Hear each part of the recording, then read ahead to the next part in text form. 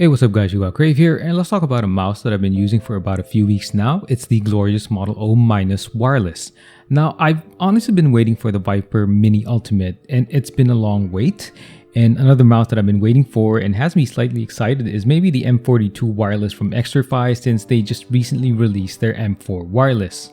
So with that, I opted for my first glorious mouse, and it's been a good experience for me. The O- wireless, and let's just refer to it as O- for the purpose of this video, is a 65-gram mouse that basically is housed in a honeycomb design shell, which I'm honestly still not a fan of to this day. Just like my M42, I really dislike having holes in my mouse. Now, Glorious does it better though. At least the sides of the O- don't have holes. It's really just the top part that's closer to your wrist. The mouse is pretty sturdy, and I do like the quality that went into building it. It has a matte with somewhat smooth finish. Now, the scroll wheel has these very obvious grooves that you will feel, especially when you scroll up or down. Now, that wheel also produces a very tactile feel when you bump it up or bump it down, which is somewhat like the M42.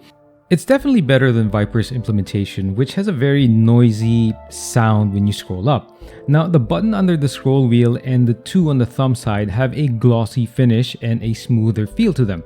Now, on those side buttons, the one closest to your thumbs, I do feel that they're a little more pronounced than they need to be.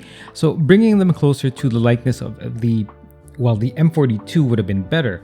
Now, the thumb side also has the Glorious image logo, while the opposite end has the Glorious label, but it's near the right mouse button. Now, while we're on the buttons and the top part of the mouse, let's listen to what the clicks will sound like.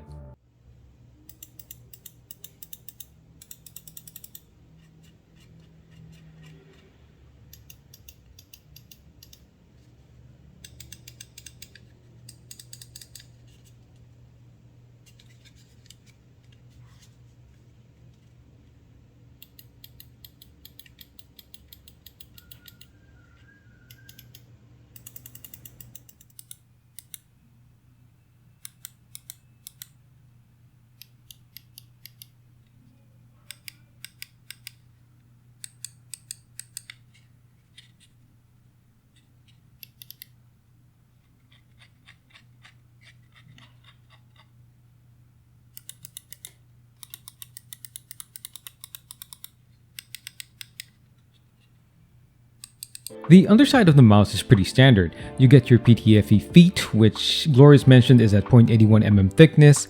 They glide across pretty smoothly as I tested them on my hybrid and hard pads, but texture feel greatly depends on the type of mouse the mouse mat you'll be using, so you have to keep that in mind. You also have your DPI indicator at the bottom, the sensor, and the manual power button. Now, overall, nothing spectacular in terms of the looks of the underside. Oh, and I forgot to mention that when you start to turn over your mouse, or at least look at the sides, you will notice that the left and right mouse buttons appear to have a larger than normal gap from the base or body. At least that's how it appeared to me.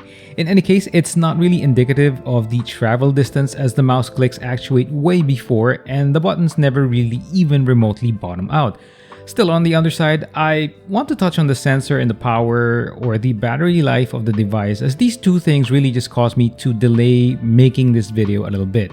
First up is the power side, and it's fairly standard, as you can make changes to the time it takes for the mouse lights to turn off in the Glorious app. Now, the company or Glorious mentioned that their battery life will last a little over 70 hours without RGB, and I think that seems to make sense, given that I've noticed a pretty fast drop in or drain in battery life even with just 75% brightness to the LEDs. And I think basically I wasn't able to get a proper estimate, but I think it's way lower than 70 hours if you have your RGB turned on, so it's best to keep the charging cable nearby. If it were to go head to head against my Viper Ultimate, I think that the O- and the Viper should ideally be the same, but I can't tell for sure as my Viper has been around for some time. But it was rated to have roughly the same endurance from a full charge. The thing about the O- is that it has an observable quick drop in battery amount from full state, but it tapers off much slower when in constant use. So again, I wasn't able to get a proper estimate. It's just, it felt faster, the drop off from full state to maybe around half charge with the O-. Now, I'm assuming the mouse does have its sleep function tied to the lights going out, as there is about a 1 second delay when I move it from being idle for extended periods. Lastly, on power, you can configure one of the mouse buttons in the Glorious Core app as a battery check feature, which changes the color of the mouse wheel depending on how much juice is left in your device. Now for the sensor, and I guess we can go over the performance here as well, it has Glorious' own BAMF tech in place, which performs pretty well. Now from a casual's perspective, it's accurate and tracks quite well. Now for the past few months, I've set all my mice to a much higher DPI settings, basically around 4000 or a little higher, and just go all the way down in the sense settings for the games that I play. Now the O- does really well, and I'm happy with my first foray into the Glorious products or Glorious product line. One thing I do want to mention is that you have to keep the wireless dongle close to the mouse itself. In the first week of show, I would get this intermittent jitter and stutter in any game I play. I initially thought of things like my connection's acting up again, or it's a server-side performance issue, or some other component in my rig was acting up. As it turns out, moving the mouse dongle closer fixed the problem. I never really considered that concern with my Viper Ultimate because its charging dock, which basically houses the dongle, was always so close to the mouse mat.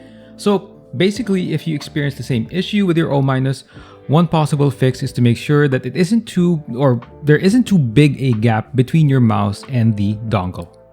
Now lastly and pretty quickly on the app and the RGB effects, well, those two things are pretty standard if you've owned any mouse or device with lights on it. Now, the Glorious Core app allows for basic stuff like reconfiguration of keys, macro recordings, and changing the RGB setup. So it's kind of basic, like I said, feature-wise. And the RGB configurations aren't as broad as I keep mentioning in this, but they really aren't as broad as Corsair or Razer's offerings. Now, one thing on the RGB effects though is that lighter colors aren't too good on the O-. Now, if you choose a light color, some sort of red color bleeds into the strips and the sides of the mouse wheel. It basically just ruins any effect you'd like to get out of the lighter color setup. So basically, if you do choose RGB settings, I would really recommend just going for something a little darker or a little closer to a red hue. And there you have it, the O- wireless from Glorious. It's been a good experience so far. It's a pretty good mouse, and it kind of looks like what a Viper Mini Ultimate should be in some senses.